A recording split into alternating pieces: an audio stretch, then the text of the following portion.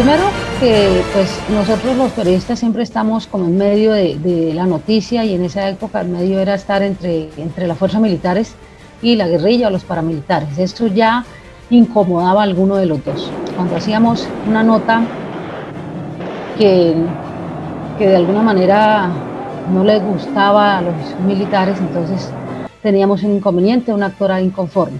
Cuando hacíamos una nota, porque algo hacían la guerrilla o algo hacían los paramilitares con la comunidad, entonces teníamos también otro actor inconforme. Y siempre nos jugábamos en eso. Nosotros tuvimos, por ejemplo, en el canal Enlace, muchas llamadas donde nos decían que hacer, que si sacábamos alguna noticia, otra noticia al aire, eso significaba que nos tenemos que atener a las consecuencias. Entonces, en ese sentido, fueron muchos los momentos realmente en que nosotros tuvimos que decidir como periodistas, no solos, sino como canal, ¿no? Como noticiero, qué hacer.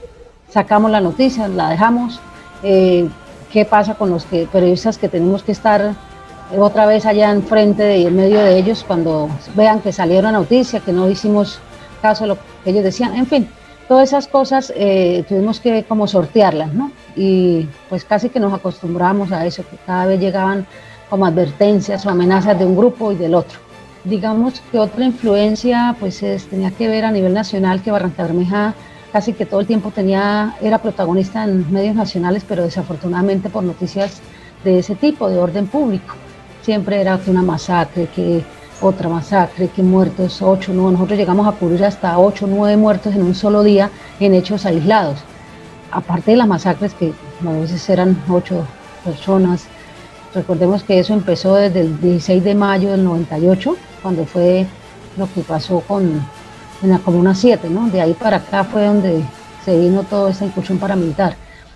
Entonces, Barrancabermeja, digamos, como se decía coloquialmente, mojaba prensa, pero desafortunadamente ese tipo de noticias.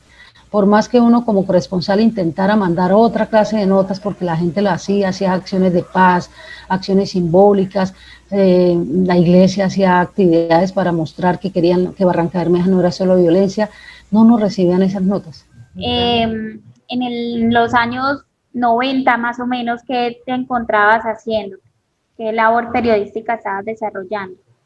Tenía una vinculación con Enlace. Hacía parte del noticiero, pero además estaba suministrada al programa, a dirigir el programa del abuso que se llama Semanario Obrero.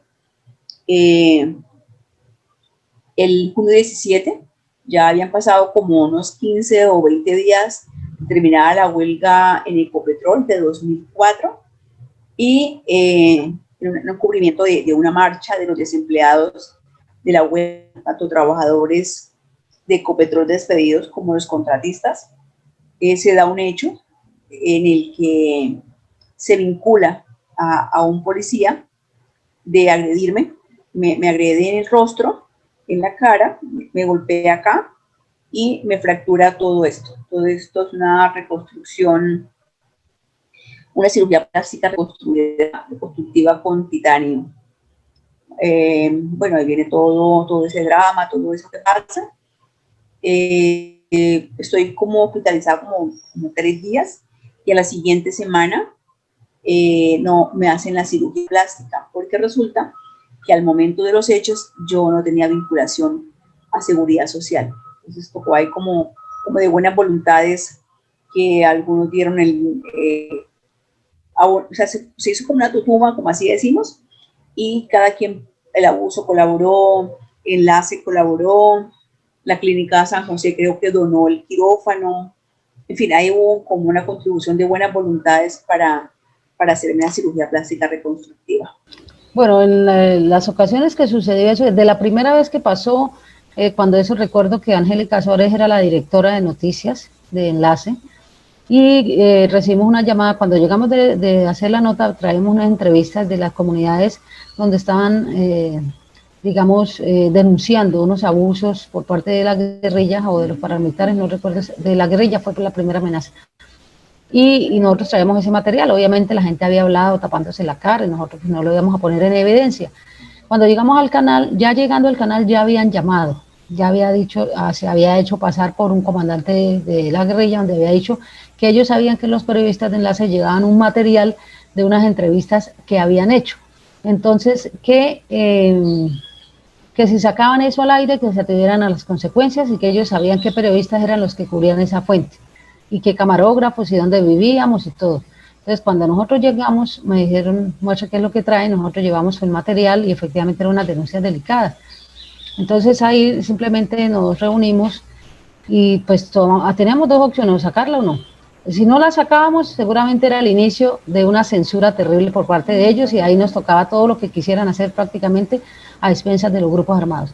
Si lo sacábamos era sentar un precedente de que la prensa se respetaba, que la prensa fuera libre, pero teníamos pues obviamente un riesgo con los periodistas, con nosotros que cubríamos esa, pues nosotros, la primera decisión pues fue, o la primera opinión que pensaba fue mía, porque pues yo era la periodista que cubría esa fuente, y pues, tuve el respaldo de la dirección, del canal, de todos, inclusive de las autoridades, porque eso se puso en conocimiento de las autoridades y decidimos, como dicen, a las manos de Dios, sacar esa nota.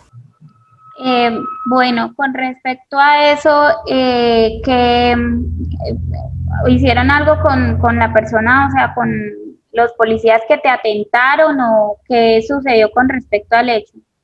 Bueno, ese mismo día también agredieron a varios camarógrafos, a Wilson Lozano también. Entonces, a los días los invitan al comando de la policía y hacen un acto de reconciliación en el que no estoy yo. Pero no, la gente de la policía sigue en la policía. Yo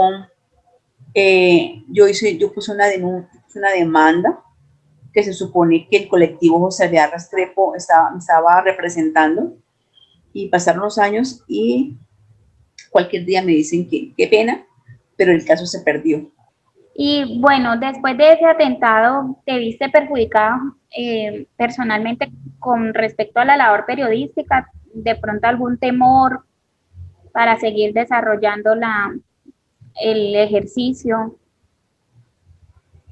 Sí, yo duré 2 meses incapacitada, me dieron 40 días, o sea, fue un hecho muy grave. Para que tienen 40 días por medicina legal es muy grave. Y luego tuve unos días más en casa, porque tenía cirugía, no podía solearme, para que la cirugía sanara bien, todo eso. Tuve miedo de volver, es lógico, pero pasó algo, fue que me autocensuré en el programa, pero fue una cosa muy intrínseca, ¿no? O sea, yo ni siquiera me di cuenta, o sea, solo saqué un día buscando un material para una nota que ya había hecho y que iba a retomar, fue cuando me di cuenta que me había autocensurado, ¿sí? De pronto eso pasa en estos casos. Días después de que me agredieron, me chuzaron el teléfono, me chuzaron la cuenta de correo electrónico. El tema del conflicto armado, ¿tienes alguna experiencia, no sé, con tus colegas, algo como un hecho que te haya marcado en ese entonces? Lo que pasa es que en una región como el Magdalena Medio, los periodistas también hemos sido víctimas del conflicto, ¿sí? Porque es que pareciera que los periodistas no sienten, pareciera que los periodistas no pueden sentir, y a veces uno ir a cubrir los muertos lo marca. Entonces uno como que no puede sentir, no puede llorar, no puede opinar, no puede decir nada. Y por ejemplo en el 2004, y es ya como el coletaje, lo último de la toma paramilitar a Barranca Bermeja, que fue en diciembre de 2000, en un día 2 muertos, 3 muertos. Entonces uno iba a cubrir un muerto y decía, Dios mío, que no sea conocido, que no sea conocido, que no sea conocido, que no sea conocido, porque uno iba y era el familiar, el primo, el hermano, el amigo, y muchas veces uno se encontró con amigos ahí muertos. Entonces uno iba como con ese temor de no encontrar a nadie conocido y no poder expresar, ¿sí? Entonces por eso digo que somos víctimas y nadie nos preguntó cómo ejercíamos la labor en medio de ese conflicto, si teníamos miedo de ir a cubrir, qué sentíamos al ver esos muertos, o cuando mataban las mujeres.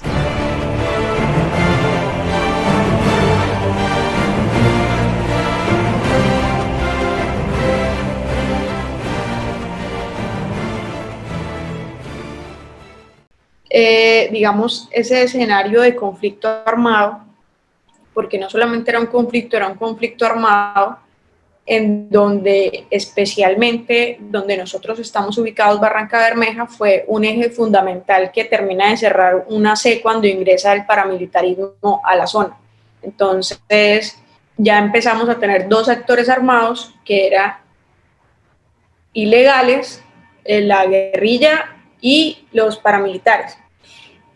En ese momento Barranca Bermeja tenía una condición que de alguna forma es diferente al resto del país, y es que en Barranca Bermeja como ciudad, como municipio grande, sí hubo conflicto, o sea, la guerra sí llegó a Barranca a ser urbana, que no pasó tanto en otras ciudades en donde el conflicto de la guerrilla y de los paramilitares se vivió en la ciudad. El conflicto que se ha vivido en la ciudad ha sido el terrorismo de los narcos. Entonces, en ese sentido, Barranca Bermeja, por supuesto, fue un lugar en donde el periodismo tuvo una gran importancia para informar al resto del país de la dimensión de este conflicto. A ver, en el tiempo del conflicto estaba haciendo precisamente lo que hago ahora, ejercer como periodista. Digamos, hubo dos momentos. Uno, cuando la presencia de la guerrilla en Barranca Bermeja, es decir, años 80, años 90, y la presencia después paramilitar prácticamente en el nuevo siglo. Trabajaba justamente como director de noticias en emisora Barranca Bermeja, y nos tocaba cubrir todas las mañanas un número muy alto de muertos de forma violenta por cuenta del conflicto. Es lo que recuerdo, además de las noticias que tenían que ver con atentados. En esos días se dio lo de la DIAN, la bomba contra su edificio, el ataque al batallón Nueva Granada con un cilindro bomba lanzado desde el Coliseo Cubierto Luis F. Castellano, pero que no llegó al batallón, sino a la casa de una familia en este sector conocido como el Callejón de los Perros, donde la mayoría de ellos falleció. ¿Cómo nosotros estamos comunicando en este momento de posacuerdo? No solamente el tema es ¿por qué no podemos sacar noticias? No, por supuesto que se puede. Y yo creería que un medio que no es capaz de incomodar o que no incomoda a nadie no podría ser realmente un tema de democracia. De hecho, para Chomsky, en Cómo nos venden la moto, él hace una definición de democracia y dice que la democracia, también una definición, es que los medios informen de manera libre y de forma imparcial. Les recomiendo mucho ese libro. Entonces, hay que ser libre, hay que ser imparcial. Por supuesto, yo creo, y nosotros en especial tenemos un compromiso con algo que mencionabas tú, y la reconciliación. Hemos atravesado un proceso muy violento que no podemos desconocer, que no podemos permitir que se olvide, que además no podemos permitir que esas causas estructurales de ese conflicto se vuelvan a repetir, porque nadie... Y finalmente la tercera pregunta, con referencia a esos hechos violentos, ¿pensó en abandonar su labor como periodista? No, no, en ningún momento. Hubo el cubrimiento como tal en los dos momentos, guerrilla y paramilitares. Nunca tuve algún problema en el cubrimiento ni con la guerrilla ni con los paramilitares. Creo que la manera objetiva como se informa también tiene que ver con la reacción de los actores del conflicto.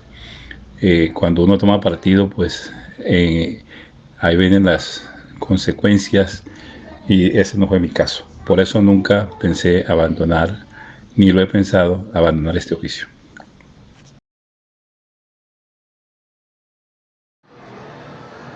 Hola, mi nombre es Ramón Elías Urán, soy periodista de Noticias Telepetróleo.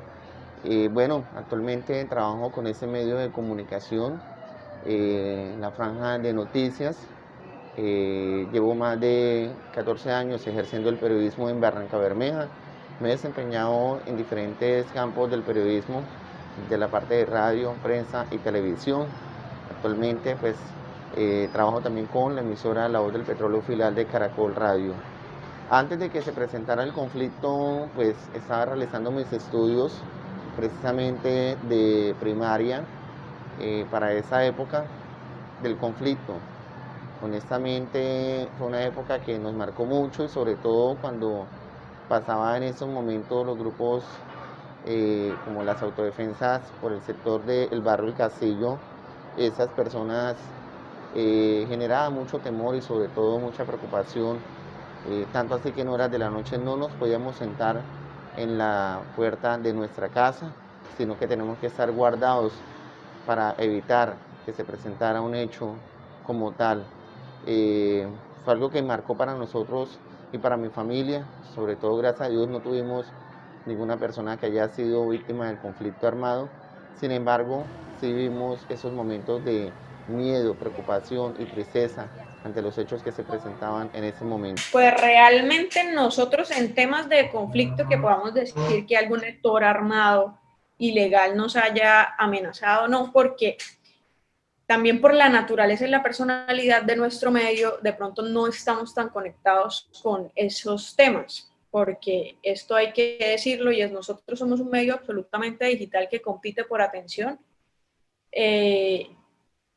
Y los temas que estamos atravesando en profundidad no son los del conflicto armado ni los de la paz.